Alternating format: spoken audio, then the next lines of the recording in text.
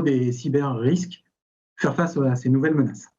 Je suis David Luponis, associé Mazars sur la pratique cybersécurité et j'ai l'honneur de présenter ce business case avec deux invités de marque. Monsieur Mohamed Saad, président de l'OSIM, l'association des utilisateurs des systèmes d'information au Maroc. Et Monsieur Saad occupe également des responsabilités dans le monde financier. Et Monsieur Jean-Louis Ménane Kwame, directeur général d'Orange Bank Africa. Messieurs, je vous remercie pour cette participation.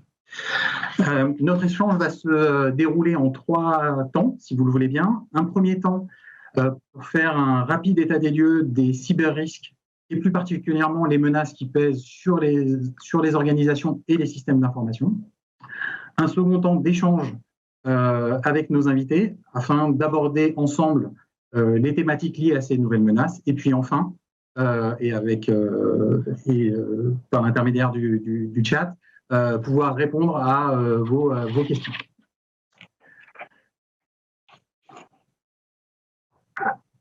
Alors, sur le premier slide,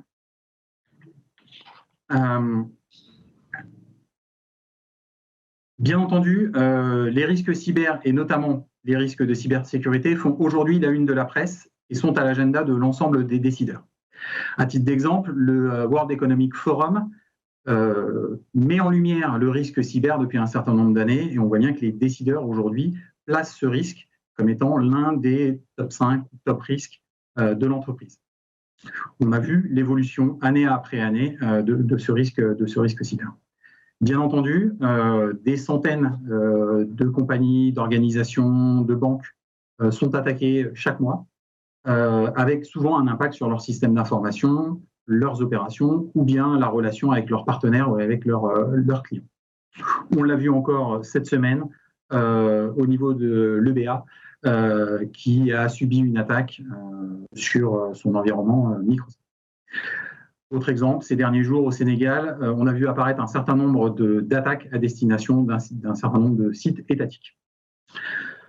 On peut voir dans un certain nombre d'articles ou d'enquêtes, notamment une enquête qui a été faite par McAfee, donc qui est un éditeur de solutions de sécurité en 2018, qui estimait que l'impact en Afrique des cybercrimes était d'environ 2 milliards de dollars.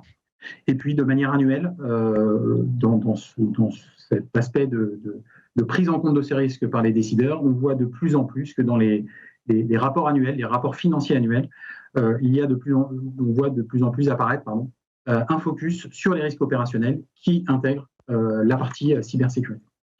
Sur la gauche, on a ici une petite présentation de la part de la société CrowdStrike qui présente finalement cette industrie du crime cyber.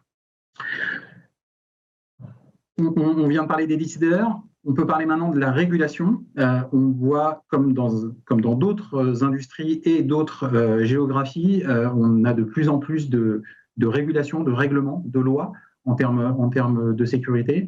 Tout ça a pour vocation de faire élever le niveau de maturité et le niveau de cybersécurité. Il y a aujourd'hui un certain nombre d'agences de cybersécurité qui ont été créées et qui amènent un cadre en termes de réglementation. C'est le cas notamment au Maroc, en Tunisie, au Bénin, au Togo. En Côte d'Ivoire, il y a également un cercle de vigilance sur les sujets cyber. Il y en a évidemment d'autres au niveau d'autres pays. Le deuxième sujet, évidemment, en termes de régulation, sur le modèle européen du GDPR, qui est donc cette réglementation sur la protection des données à caractère personnel. Il y a un certain nombre de pays en Afrique, par exemple de la Tunisie, du Kenya, qui ont développé, ces pays ont développé également un ensemble de protections sur ces données personnelles. Et puis enfin, les banques centrales, un certain nombre de banques centrales ou de banques régionales ont commencé à fournir aux organisations des instructions, des directives, aussi bien sur les sujets techniques, organisationnels, en termes d'évaluation des risques cyber. On parle ici beaucoup de l'environnement finance, c'est également le cas dans l'environnement des télécoms. Alors, en termes d'état de l'art, ce qu'on peut dire aujourd'hui, c'est que, comme pour les autres géographies, évidemment, l'Afrique fait face à un nombre d'attaques qui devient de plus en plus régulier. et ces attaques ont pour objectif de mener des cybercrimes. En 2018, Cisco avait publié une enquête dans laquelle il était annoncé que 94% des pays, des sociétés en Afrique avaient subi des attaques cyber l'année précédente. Cette enquête est toujours d'actualité. Le second point de vigilance, c'est au niveau de l'éducation. On va y revenir tout à l'heure avec nos invités. L'éducation, la sensibilisation, les parcours académiques des professionnels de sécurité. On voit à travers le monde que les écoles, les universités, la société civile n'est pas capable de fournir suffisamment de professionnels de sécurité aujourd'hui. C'est le cas en Afrique et c'est le cas dans d'autres géographies. Et puis, l'un des points de passage obligatoire de l'ensemble des pirates, c'est d'essayer de tenter de profiter de la dette technique, finalement, d'utiliser des outils ou rebondir sur des outils qui ne sont plus à jour. Et donc, c'est un vrai point de passage dans ces sujets de cybersécurité. Et pour finir, quels sont les challenges? Et là aussi, on y reviendra avec nos deux invités. Pour nous, aujourd'hui, il y a quatre challenges principaux. Il y a l'adaptation aux nouvelles menaces. On parle beaucoup des rançons logiciels aujourd'hui, qui sont cette nouvelle méthode d'attaque. On parle aussi de nouveaux standards techniques ou de méthodologies ou d'outils, notamment dans la détection de ces attaques et de ces menaces autour des SOC. Il y a un sujet autour on l'a dit tout à l'heure, finalement de la sensibilisation, de la formation des collaborateurs au sein des entreprises pour leur faire prendre conscience pleinement de ces sujets de cybersécurité. Sujet d'implémentation, de création, de formalisation d'un certain nombre de régulations cybersécurité sur les modèles notamment de ce qui se passe en Tunisie, au Maroc ou dans d'autres pays, et l'intégration des polices d'assurance cybersécurité qui permettent aux entreprises quelque part de s'assurer en cas d'incident de cybersécurité. Et puis, dernier point, la promotion des professionnels et des pratiques de cybersécurité au niveau des risk assessment, au niveau de la position du responsable sécurité, autour de l'éducation et en tout cas de la montée en puissance des professionnels de cybersécurité. Voilà. J'espère que ces premiers slides vous auront intéressé. Messieurs, merci de participer à ce business case. Je vous propose peut-être de vous présenter avant de se lancer dans les questions, si vous le voulez bien. Oui. Je peux commencer par me présenter. Donc, je suis Jean-Louis Menan Kwame, directeur général d'Orange Bank Africa.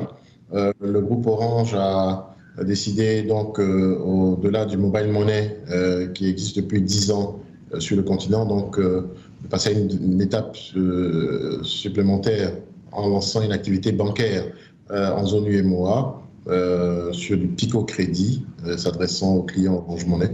Et donc j'ai l'honneur de diriger cette entreprise depuis un peu plus d'1 an. Merci.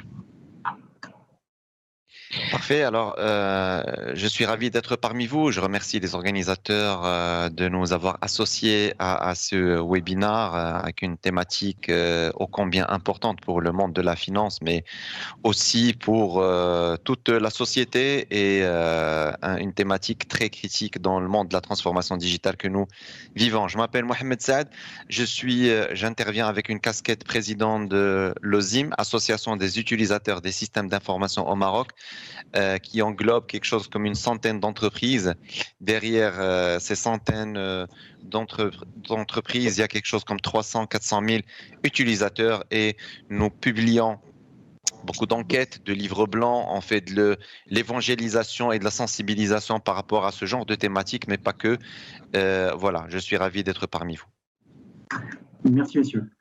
Alors, peut-être première question, on a vu qu'un certain nombre d'organisations aujourd'hui, par exemple le World Economic Forum, mettent en avant le risque cyber. Est-ce que c'est ce que vous ressentez ou qui animaient ou participaient à un certain nombre de boards. Est-ce que cette prise de conscience, au-delà des enquêtes ou des statistiques, elle est effectivement bien prise en compte par les décideurs?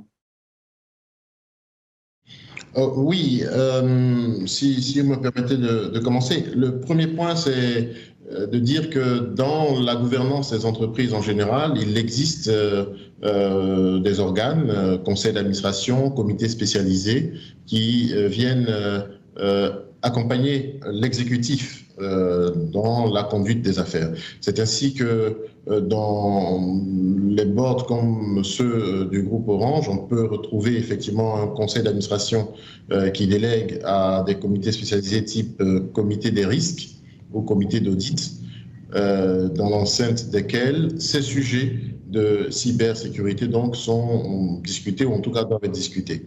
Le comité des risques, par exemple, émanation du conseil d'administration, statue sur la cartographie des risques, les éléments de mitigation des risques, les éléments de criticité des risques cyber, la notion de plan de continuité d'activité, de plan de secours informatique. Tous ces aspects-là sont effectivement discutés dans un organe de gouvernance important qui est le comité des risques.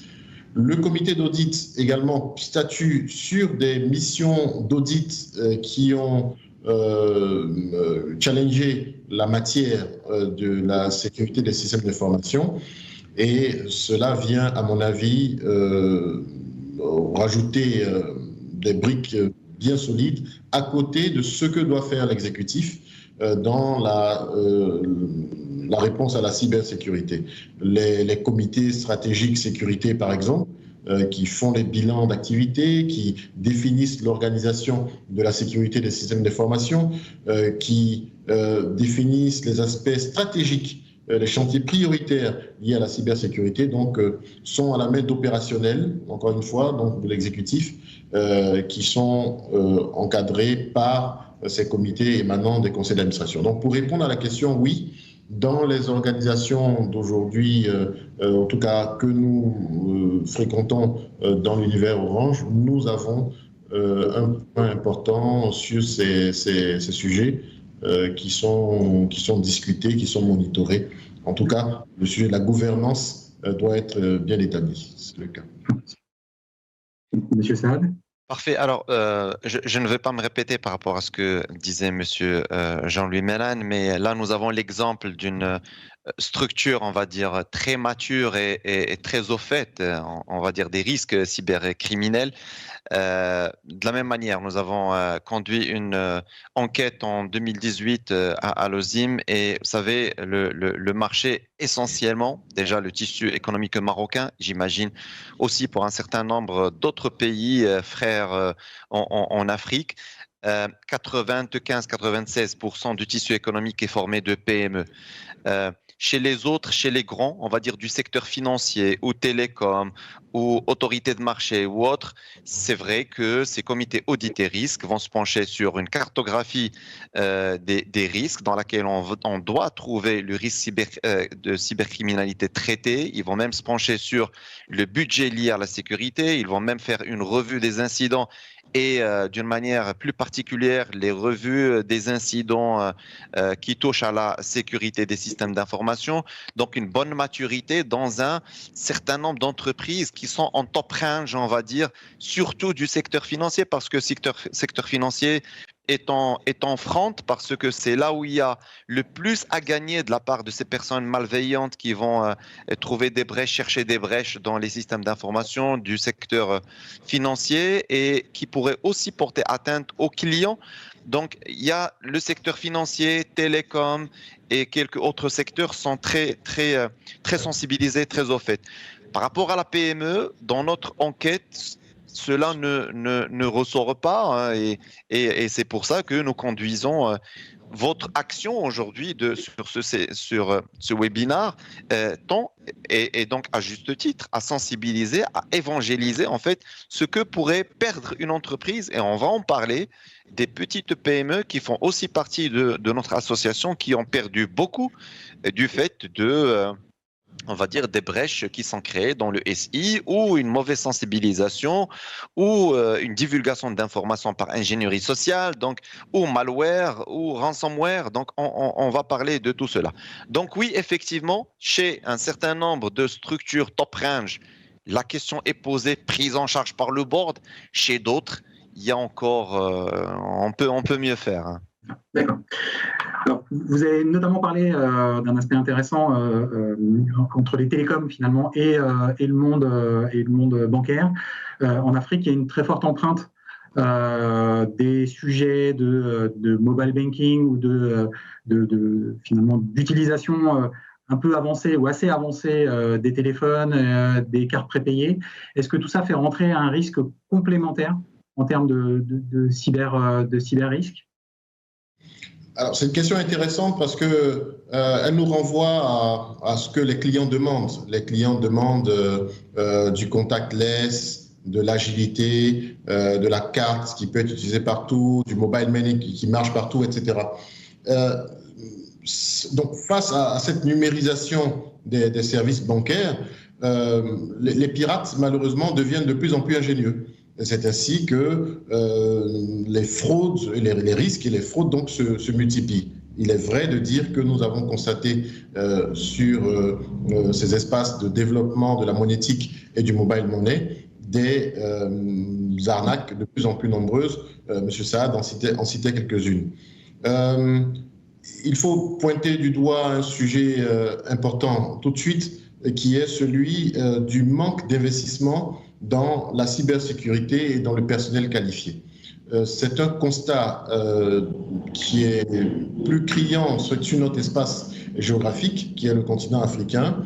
Et tout à l'heure, vous avez évoqué les sujets de formation, on y arrivera, mais l'investissement des entreprises dans la façon de se prémunir face à la cybersécurité, ça passe par des outils, ça passe par des bonnes pratiques, ça passe par le respect de standards internationaux, ça passe aussi par des hommes bien formés qu'il faut payer peut-être un peu plus cher que la moyenne, mais c'est le parcours obligé, en tout cas pour faire face à des malveillants, des fraudeurs qui sont, je le répète, de plus en plus ingénieux et qu'on retrouve un peu partout sur nos espaces géographiques.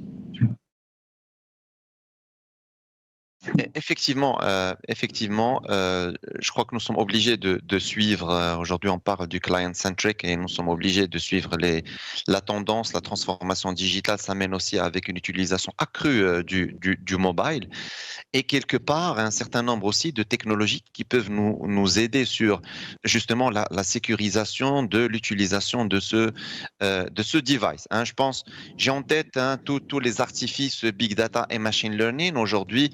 Les structures financières, bancaires par exemple, qui sont les plus en avant sur ces outils-là, vont un peu, grâce au recoupement d'informations, remarquer que le détenteur d'une carte ou d'un mobile est en train d'effectuer un paiement dans un pays et peut-être dans la même seconde ou dans le même jour ou peut-être la demi-journée, un autre paiement du même mobile est en train de s'opérer ailleurs ou de la même carte est en train de s'opérer ailleurs. Et donc, grâce à ce recoupement d'informations, machine learning, d'intelligence artificielle pour apprendre sur le comportement du client, parce qu'un client qui a un comportement d'achat X, si jamais ce X est multiplié par 10, il faudrait qu'on se pose des questions sur les loisirs, sur les dépenses, sur les voyages. Donc, tous ces techniques-là aujourd'hui qui relèvent de la big data et de l'intelligence artificielle peuvent nous amener sur des pistes donc, de vérification.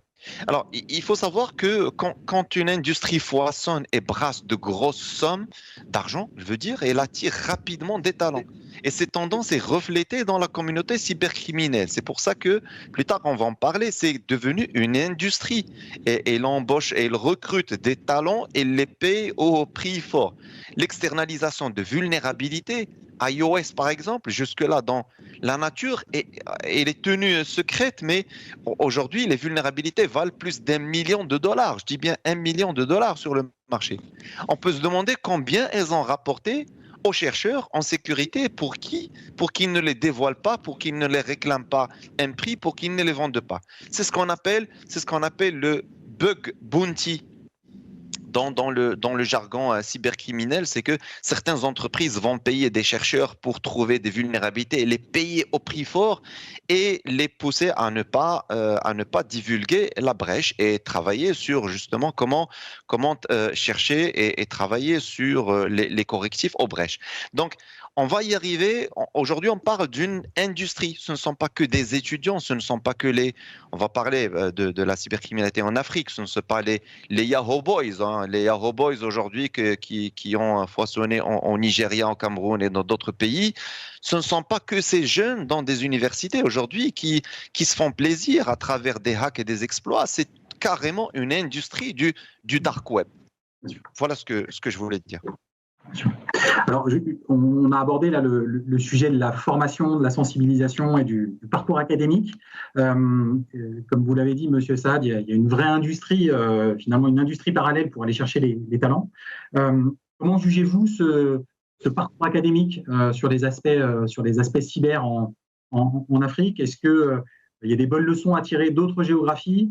Je peux me souvenir que, par exemple, au Sénégal, il y a maintenant une école qui forment de manière spécifique des ingénieurs en cybersécurité.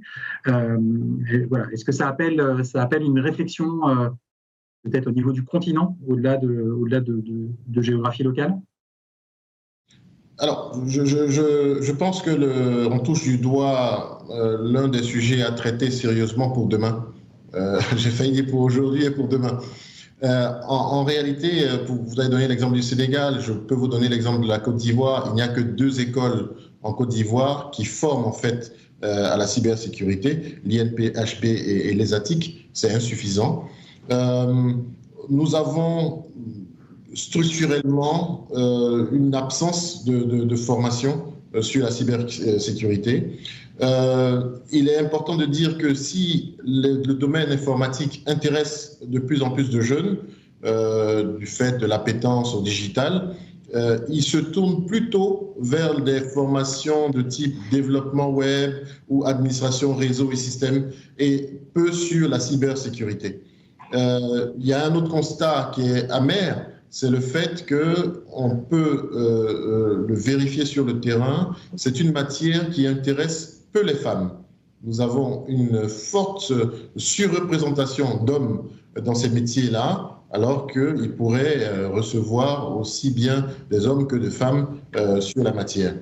Et il y a une méconnaissance, M. Saad l'a dit d'une façon générale, des sujets de cybersécurité donc, au sein des entreprises. Ce qui fait que le marché de la formation ne se met pas au diapason, qui essaie le mieux qu'il peut de se mettre au diapason, à une offre qui est faible parce que ça n'intéresse pas beaucoup d'entreprises. Et puis enfin, il y a le coût de la formation qui, lorsqu'elle existe, donc cette formation, ce coût peut paraître parfois un peu élevé. Face à ce constat, qui est un constat implacable, et face à ce qui a été dit tout à l'heure par M. Saad, à savoir que la diversité des emplois autour de la matière de la cybersécurité, hacker éthique, manager en gestion de crise cyber, responsable en cybersécurité informatique, juriste spécialisé en cybersécurité, etc., etc. Face à la diversité des emplois qui existent, il est bon que, à travers des plateformes comme celles que nous avons aujourd'hui, nous puissions plaider pour, par exemple, développer des cursus spécialisés dans le domaine de la cybersécurité dans de plus en plus d'écoles et de centres de formation. Le fait également de pouvoir organiser des séminaires où des sachants pourront régulièrement aller dans des écoles, dans des universités, depuis le cursus scolaire, puisqu'on a des enfants qui aujourd'hui sont de plus en plus appétents au digital. Il faut les embarquer très tôt sur les dangers justement autour de la digitalisation et de l'informatique. Peut-être également travailler à développer des bourses d'études pour permettre à un monde un peu plus important de se frotter aux meilleures formations à travers le monde. Alors, en un mot comme en mille, le sujet de la cybersécurité doit sortir, à mon avis, du domaine du pur IT pour toucher en fait tous les cursus de formation parce que c'est un sujet donc de management et un responsable d'entreprise, d'organisation, qu'elle soit publique ou privée, sortant donc de l'université ou de l'école de commerce, doit être habité par ces sujets, doit être formé à minima sur les enjeux de la cybersécurité. C'est devenu donc un sujet de portée générale, à mon avis. Monsieur Saad, peut-être dans vos enquêtes, est-ce que c'est un point qui ressort au niveau de l'OSIM ? Effectivement, mais je commence à partir de cette excellente proposition de M. Menan. C'est vrai que c'est une dimension transversale qui doit se retrouver au niveau de tous les cursus universitaires d'école d'ingénieurs, mais aussi une couche et une brique qu'on doit s'ajouter une fois qu'on recrute ou qu'on intègre une nouvelle recrue. Il faudrait lui passer une bonne couche dans un certain nombre d'entreprises et d'institutions qui sont certifiées ISO 27001 par exemple. C'est une exigence. La nouvelle recrue, le prestataire, le stagiaire, tout le monde doivent passer par une couche de sensibilisation et leur faire passer un quiz et les évaluer et faire une évaluation à chaud et à froid. Donc, c'est une couche extrêmement importante. Alors, le problème s'accentue aujourd'hui de plus en plus avec le télétravail et quand le papa ou la maman partagent le laptop ou le device avec son fils. Un autre point qu'a pointé M. Menan, c'est d'inscrire en fait ce programme de sensibilisation et d'évangélisation contre les risques de la cybercriminalité aux enfants en bas âge. C'est extrêmement important aujourd'hui. On parle des autoroutes du 21e siècle. Quand par rapport à des autoroutes terrestres, on a sensibilisé, formé, éduqué les enfants à bien traverser la route, à faire attention à gauche et à droite, etc., etc.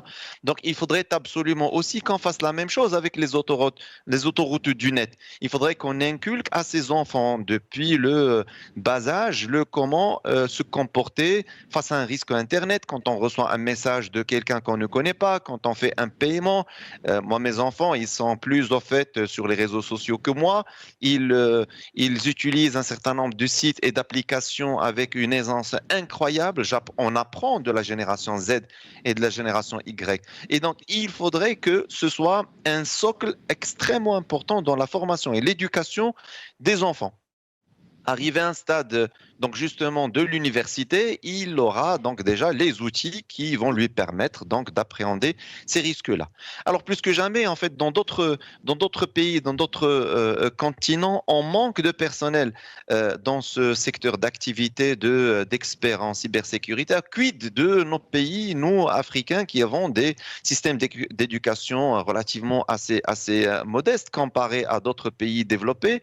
C'est vrai qu'on manque d'une manière drastique de ressources et d'experts et de spécialistes dans la sécurité des systèmes d'information. C'est un très, très grand point à adresser. Il y a quelques questions sur le fil. Je pense qu'on y reviendra, si vous le voulez bien, à la fin de la présentation. Là, on a parlé beaucoup d'éducation, de risques d'éducation. Il y a aussi le côté réglementaire. Comme on l'a dit au départ, il y a un certain nombre d'agences de sécurité ou de cercles de sécurité qui se sont créés et qui amènent de la réglementation. Est-ce que vous pensez qu'une coopération continentale pourrait être la bienvenue pour que les agences échangent entre elles, pour que ces cercles de vigilance cybersécurité se parlent, comme c'est le cas dans d'autres, c'est le cas en Europe par exemple, dans lequel les agences se parlent. Est-ce que vous pensez qu'il y a un intérêt effectivement à cette transversalité et à cette collaboration ? Oui, évidemment. Je pense que c'est une excellente approche. Je pense que ce serait bien déjà que dans les pays, les différents acteurs concernés se parlent. Essayons d'atteindre déjà cet objectif. Quand je parle de différents acteurs, je parle des opérateurs privés, des opérateurs publics, des régulateurs. Je parle également de la puissance publique puisque l'État, s'il est vrai qu'il est même utilisateur, mais il est aussi le policier, il est aussi le juge. Je pense que dans un pays, dans un espace donné, il faut qu'il y ait une collaboration régulière entre ces différents acteurs. Et oui, le partage de bonnes pratiques, l'échange entre vécus dans différents pays doit permettre à l'ensemble du continent donc d'être tiré vers le haut en matière de réponse à la cybercriminalité, à la cybercriminalité. Donc, si je prends un exemple comme celui de la Côte d'Ivoire, nous avons beaucoup de lois qui ont été promulguées au cours de ces dernières années, mais il y a également, et ça va en réponse à la question que vous posez, il y a également une appropriation de directives régionales, par exemple celle de la CEDEAO, donc qui rentre dans les usages, dans les pratiques locales du fait donc du législateur. Donc c'est pour moi extrêmement important que des organisations régionales puissent légiférer et s'assurer que ces dispositions régionales puissent donc être inscrites dans le corpus législatif des différents pays. C'est le cas en tout cas au niveau de la CEDEAO.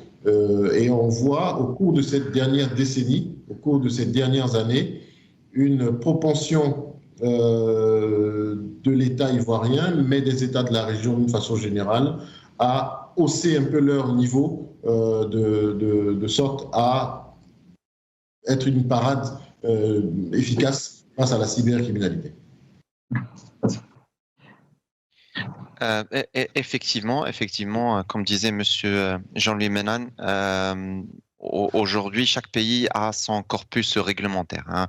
Il y a un certain nombre de lois, il y a l'instance de gouvernance qui émane du gouvernement, qui veille sur le respect des lois, mais aussi sur la mise en place des bonnes pratiques chez les organisations d'importance vitale. Il y a aussi tout ce qui est gestion de la sécurité territoriale qui s'intéresse aussi à cette question-là. Donc, chaque pays fait en intramuros ce qu'il peut faire, ce qu'il doit faire. Mais ce qu'il faudrait qu'on comprenne, c'est qu'aujourd'hui, la cybercriminalité s'organise en multinationale. J'ai envie de dire multinationale parce que on peut réunir une équipe des 4 ou 5 continents et ils peuvent s'organiser pour lancer une menace sur une organisation, une institution, une banque, quelle qu'elle soit.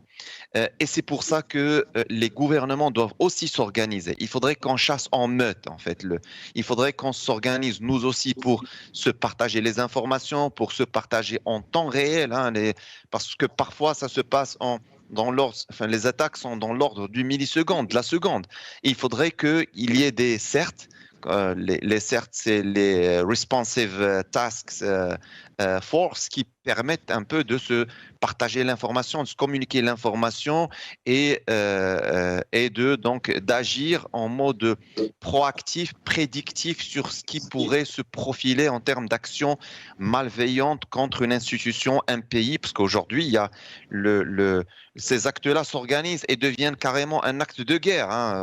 On a un certain nombre d'exemples en tête. Et donc, je crois que une approche commune, régionale, continentale a énormément d'impact pour endiguer, au minimum faire face à ce genre d'axes malveillants.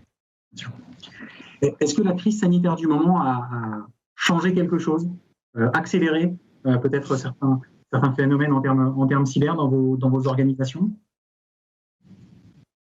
Très grande question. Allez-y, Monsieur Menane. Allez-y, Monsieur Saad, allez-y. En fait, je voulais partager avec vous, oui, parce qu'on a fait un certain nombre de recherches, on a même conduit une enquête sur la phase de Covid. Alors, la phase Covid, elle a amené quelque chose d'extrêmement extraordinaire, c'est le télétravail. Télétravail, c'est bien parce que ça a permis à un certain nombre de business, secteurs d'activité de continuer à opérer, de ne pas mourir. Mais sur un certain nombre, enfin, la face cachée de cette histoire de télétravail, c'est que le papa et la maman opèrent à travers un VPN et sur la base d'un laptop domestique qui est aussi utilisé par les enfants pour jouer, pour faire de la télééducation, pour regarder Netflix et autres. Et on doit savoir que ce laptop lui-même, est-ce qu'il est sécurisé? Est-ce qu'il fait partie de la corporate security mise en place par l'entreprise? On n'en sait rien. Dans la majorité des cas, c'est non. Quand on parle de PME à 95% qui font partie d'un tissu économique, je suis sûr que la plupart des gens font avec ce qu'ils ont chez elles. Alors, à travers ces laptops ou à travers ces desktops, on va passer par un équipement routeur domestique qui n'a rien à voir avec tout le dispositif de sécurité mis en place par l'entreprise. Et on va aussi utiliser un VPN qui lui-même, quand bien même c'est un VPN, il peut aussi être compromis si jamais la personne malveillante prend le contrôle de votre routeur et elle peut compromettre votre VPN. Donc la crise Covid a ramené un nouveau mode de travail, mais aussi des risques. Les hackers d'aujourd'hui, parce que je me suis documenté sur un certain nombre d'enquêtes, les hackers d'aujourd'hui ont aussi profité de, on va dire, le manque de vigilance d'un certain nombre de personnes qui vont cliquer sur le premier mail qui va leur donner un remède miracle contre le Covid. Alors, sur ce remède-là, vous avez plein de cochonneries que vous allez télécharger et installer sur vos laptops. Plein de mots-clés sur Covid, sur remède, sur vaccin, sur AstraZeneca, sur ce genre de choses qui vont faire que vous cliquez, vous êtes cuit.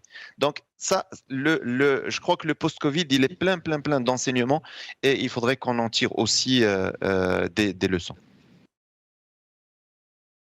Monsieur Saad a été assez complet sur la question, donc je n'en rajouterai pas. C'est un constat qui est absolument partagé.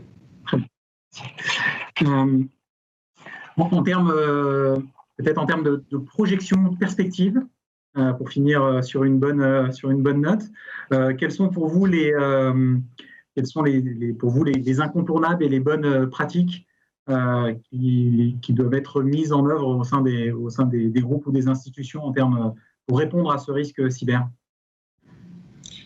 Alors, je vois en fait des projections pour les entreprises du secteur privé d'une part, mais également pour la partie étatique. On en a parlé, hein, d'autre part.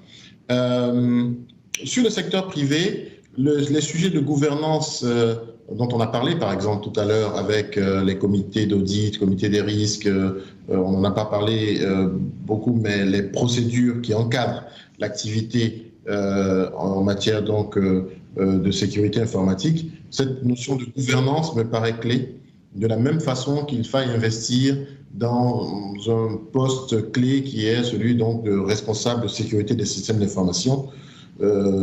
C'est à mon avis important de l'inclure dans les postes clés à réunir pour une entreprise naissante, pour une entreprise en maturité ou pour une entreprise en quête de développement. Il faut également prendre le temps d'allouer des budgets importants. Nombreuses sont les entreprises qui, au moment de la confection de leur budget pour l'année N+1, se concentrent sur les aspects commerciaux, se concentrent sur les aspects immobiliers et mettent peu l'accent sur la cybersécurité. C'est du budget. Investir dans l'intelligence artificielle ou dans le big data, ça coûte de l'argent et c'est un choix qu'il faut absolument faire et ne pas rendre optionnel. Un élément important également que je voudrais partager, pour nous qui avons lancé en fait une banque en mode projet puis en mode live depuis 7 mois, c'est le fait d'embarquer les sujets de sécurité informatique dans les projets et non pas en aval lorsque nous sommes en live et que nous avons oublié d'embarquer le sujet et qu'on doit être obligé de détricoter pour reconstruire. Donc, en mode projet, il faut déjà intégrer la notion donc, de sécurité informatique. Je ne pourrais pas parler de la nécessaire sensibilisation du personnel, mais également sensibilisation, information des clients pour attirer leur attention vis-à-vis donc des risques qui existent en la matière.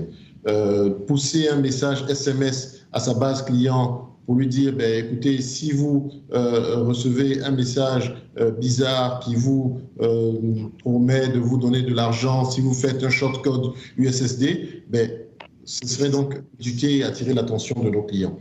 Et enfin, on l'a dit, les opérateurs privés qui sont des sachants, banques, opérateurs dans la téléphonie par exemple, doivent être en meilleure relation avec les écoles et les universités pour justement diffuser mieux ce savoir. Maintenant, sur la partie des dirigeants et des pouvoirs publics, c'est peut-être un peu plus difficile là-bas, mais c'est impératif d'avoir une vraie stratégie de lutte contre la cybercriminalité. Ça doit être érigé en priorité par les gouvernants. Le fait de pouvoir également former les opérateurs de la filière publique sur le sujet, on l'a dit, c'est important. Et enfin, d'avoir un cadre législatif et réglementaire suffisamment coercitif pour que les personnes qui ont décidé d'en faire leur fonds de commerce, la cybercriminalité, puissent trouver en face d'elles des lois qui sont dures, une police qui a les moyens d'investiguer et qui investigue, et une justice qui a les moyens de sanctionner et qui sanctionne lourdement pour dissuader. Ça me paraît donc être un élément important à prendre en compte par la partie publique sur les bonnes pratiques à intégrer donc au niveau des décideurs africains. Très rapidement, mais je crois que M. Menan a tout dit, mais j'adore en fait ce conseil, on va dire, venant d'un directeur général, et je vous en félicite, M. Menan, quand il dit que la cybersécurité doit être inculquée from top dans les projets. J'adore, parce que c'est exactement ce qu'il faut. La cybersécurité, tout comme la qualité, tout comme un certain nombre de concepts de bonne gouvernance, ne se greffe pas en dernière étape d'un process.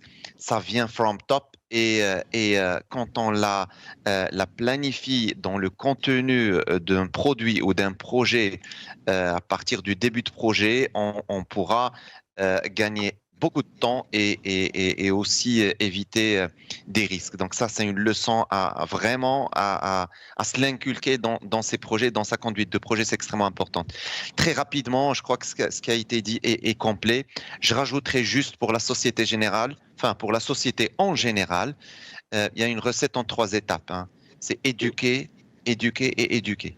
Et éduquer pas que des enfants en bas âge, éduquer la génération C. C'est comme connecter parce que vous avez une population illettrée qui utilise son smartphone 24 heures sur 27. C'est des gens qui vont utiliser WhatsApp, c'est des gens qui vont utiliser Facebook, c'est des gens qui vont utiliser plein de choses et qui vont se retrouver peut-être un jour confrontés à un risque sur leur téléphone qui est mal patché ou l'utilisation d'un site frauduleux. Donc, éduquer, former est le maître mot d'une génération et d'une population qui peut être, on va dire, informée, sensibilisée par rapport à ce genre de choses. Je voudrais juste adresser peut-être l'audience. Nous avons des livres blancs sur le site OSIM Maroc qui sont intéressants, qui sont en open source téléchargement free, sur les enjeux de la cybersécurité, une enquête que nous avons conduite en 2018. Nous avons aussi un livre blanc sur un guide de mise en place des bonnes pratiques de cybersécurité pour les PME. Très intéressant. On a aussi des séances, nous avons conduit des séances auprès de populations démunies et de populations illettrées pour les sensibiliser contre les risques sur Internet et les risques cybercriminels. Vous allez trouver tout ça sur notre chaîne OSIM Maroc sur YouTube. Donc, faites-en bon usage, très utile, très intéressant. Voilà, ça permettrait peut-être d'éveiller les bonnes pratiques mais aussi contrer les risques cybercriminels. Merci pour effectivement ces références par rapport à vos livres blancs et les papiers que vous pouvez produire.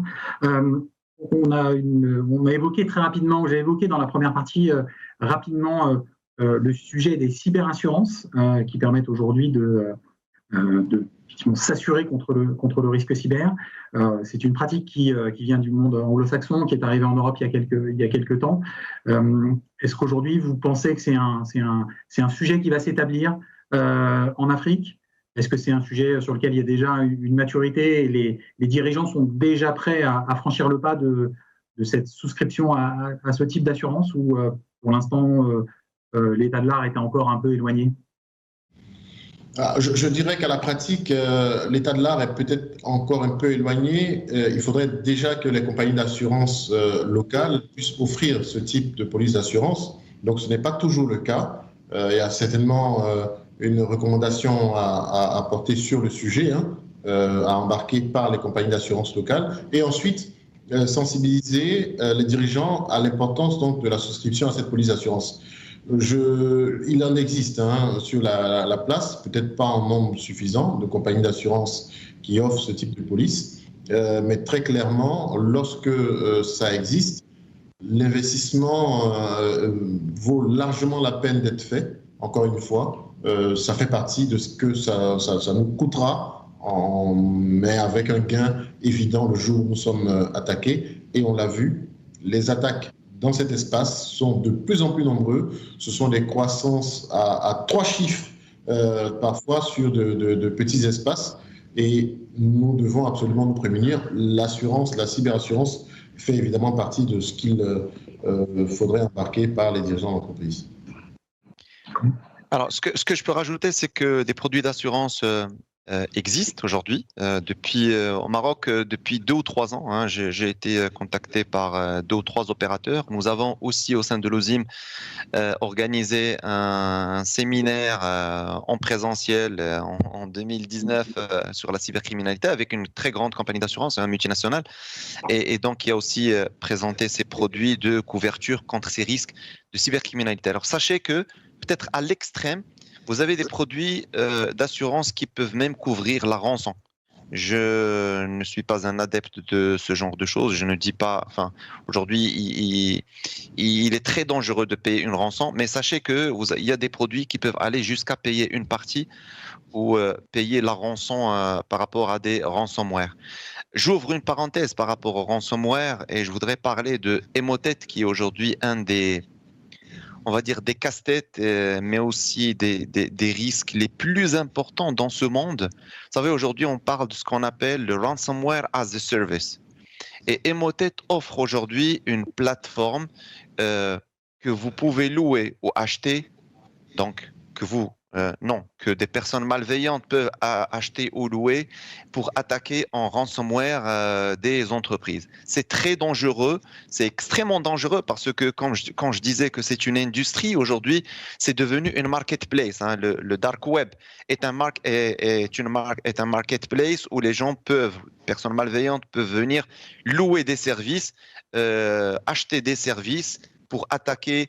Et donc, là, on voit que ce ne sont pas des experts qui vont attaquer, c'est des gens de bas niveau en termes de connaissances IT ou cyber qui vont aller acheter à coût de dizaines ou de centaines de milliers de dollars ou d'euros des services pour aller attaquer quelqu'un ou une entreprise ou une institution, une organisation. Ce qui est extrêmement dangereux. C'est juste pour éveiller en fait la conscience de l'audience qui est en train de nous regarder. C'est quelque chose. Aujourd'hui, c'est devenu donc le cauchemar des IT, des entreprises, des conseils d'administration, des dirigeants même à l'échelon étatique. Et c'est quelque chose qu'il faudrait prendre très très très au sérieux. Merci pour ces trajectoires. On a quelques questions dans le fil de discussion. En plus, donc, on vient de parler de la cyber. Il y a une question autour des investissements en termes sécurité. Dans un certain nombre de sorties, notamment en Europe, et c'est ce qui est précisé ici, il est conseillé d'avoir des investissements, que le budget cybersécurité soit quelque part sanctuarisé à hauteur de 10% du budget système d'information pour essayer d'assurer un niveau acceptable de cybersécurité. Est-ce que vous pensez que c'est une orientation qui peut trouver un écho, qui trouve déjà un écho dans vos groupes, ou qui peut trouver un écho à l'échelle continentale? Alors, je vais m'essayer à la réponse. 10% ou un peu plus, je ne saurais vous le dire. Par contre, ce que je peux dire, c'est que effectivement, il faut adapter ce niveau à la nature de l'activité. On n'investit pas de la même façon dans une entreprise qui fabrique des chaussures en plastique que dans une entreprise qui est dans les télécoms. Donc, certainement qu'il y a une adaptation à trouver. Si je vous prends l'exemple du groupe Orange qui a investi beaucoup d'argent dans Orange Cyberdéfense, qui a une division à Casablanca, mais également en Égypte, à l'île Maurice, en Inde, en Malaisie, à Singapour, etc. Mais ça vous situe tout de suite sur la cartographie que ce groupe entend tisser pour justement contrecarrer la cybercriminalité.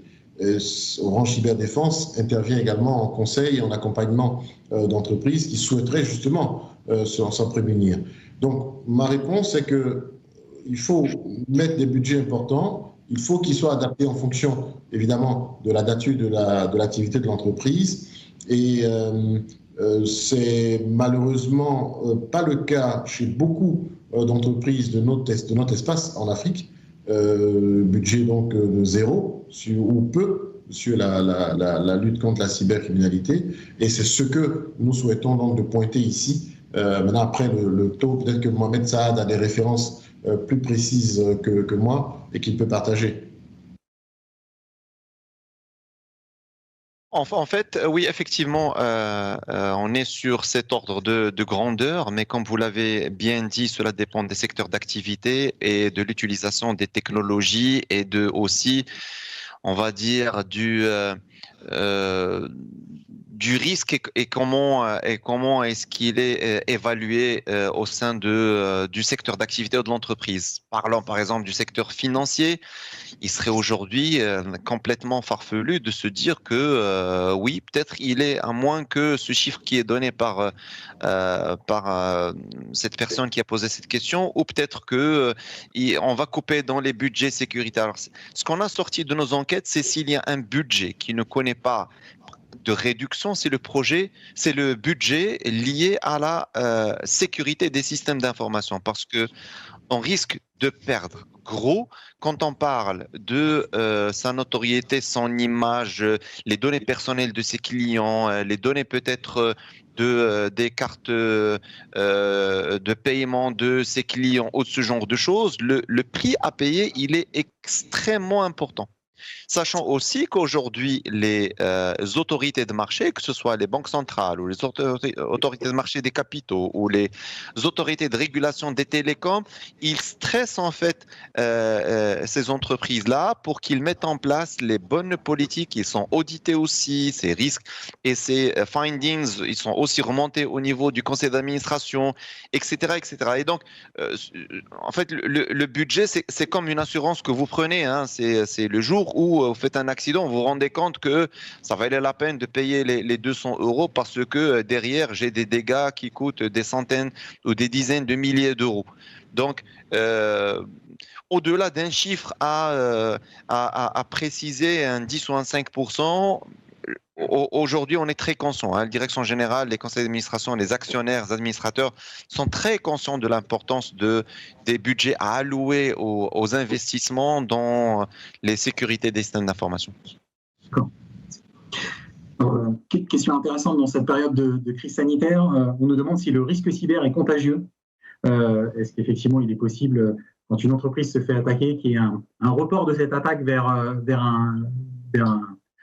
partenaire ou un sous-traitant? C'est ce qui s'appelle en ce moment, puisque c'est à la mode, la supply chain attack. On a vu ça chez SolarWinds, par exemple, au début du mois de décembre. Mohamed, je vous laisse répondre. Merci. Je crois qu'on a parlé de virus déjà il y a une trentaine d'années quand on a développé de petits bouts de code qui pouvaient infecter plusieurs machines. On a parlé de cheval de Troie. Aujourd'hui, on est en train de parler de ransomware et de malware. Aujourd'hui, vous avez ce qu'on appelle, dernier cri inventé par ces cybercriminels, c'est ce qu'on appelle des doppers qui permet à un virus de s'installer lui-même sans que vous ne double-cliquez sur la pièce jointe infectée. Un dopper, il permet de s'installer lui-même. C'est un virus qui s'installe. Et donc, forcément, les attaques par rebond existent dans une chaîne, dans une supply chain. Un virus peut se balader sans frontières d'un secteur d'activité ou d'une entreprise. Lui, il ne connaît pas l'entreprise. Lui, il connaît des systèmes qui sont interconnectés et voilà, il inonde tout le monde. Donc effectivement, l'effet contagieux existe depuis la nuit des temps, je veux dire, depuis la nuit des temps liés aux IT. Et donc depuis Windows, on a connu les virus depuis l'avènement de Windows. Bon, ça continue avec tous les systèmes d'exploitation qu'on connaît, mais à quelque chose malheur et bon, en fait, cela nous permet de redoubler d'ingéniosité, d'innovation, mais aussi de sensibilisation, d'éducation pour justement contrer ce genre de choses. Et donc, on pourra parler de la cantonisation des systèmes. Vous avez un service financier, mettez-le dans un réseau privé, il est déconnecté d'un autre ou il est isolé d'un autre service ou d'un autre département, d'une autre filiale. C'est comme ça qu'on peut contenir une attaque ou contenir un malware. Écoutez, merci beaucoup, messieurs, pour cette session avec nous. Sur mon écran va s'afficher la suite du programme de l'agenda du sommet. Je voulais une nouvelle fois vous remercier. J'espère que ces échanges auront été éclairants pour les gens qui nous ont suivis ce matin. Je vous laisse peut-être un mot de conclusion.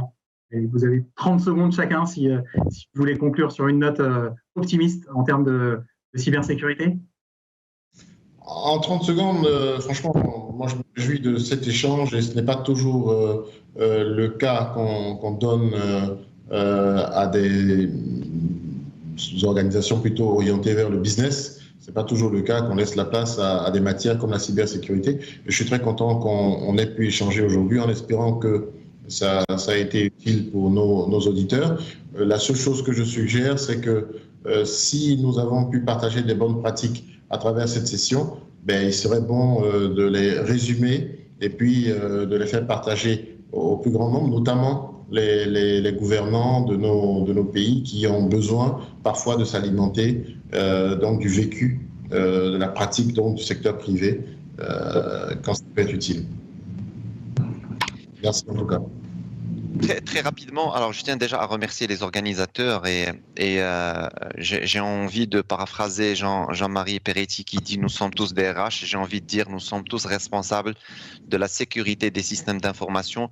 On a eu avec nous aujourd'hui M. Jean-Louis Ménane qui est directeur général, mais qui a aussi on l'a senti, une grosse fibre, donc justement en matière de cybersécurité. Vous-même, Mazar et tous les organisateurs Jeune Afrique et tous, nous avons tous notre rôle à jouer, donc justement pour endiguer ce risque, comme vous l'avez rappelé, qui est hissé à un risque numéro 1, numéro 2, qui touche toute la planète et toute la société. Il faudrait qu'on soit tous mobilisés, chassés en meute pour donc justement faire face à ces risques-là. Et encore merci pour l'invitation. Messieurs, merci beaucoup et bonne suite de forum. Merci. Merci. Au revoir. Au revoir.